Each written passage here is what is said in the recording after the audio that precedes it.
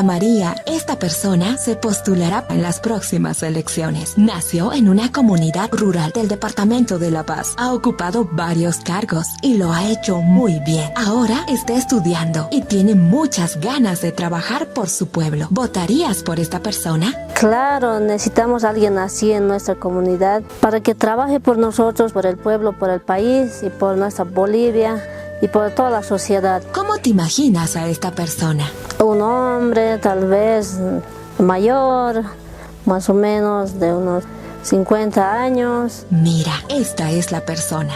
Ah, es una mujer, es mujer de pollera. ¿Por qué no?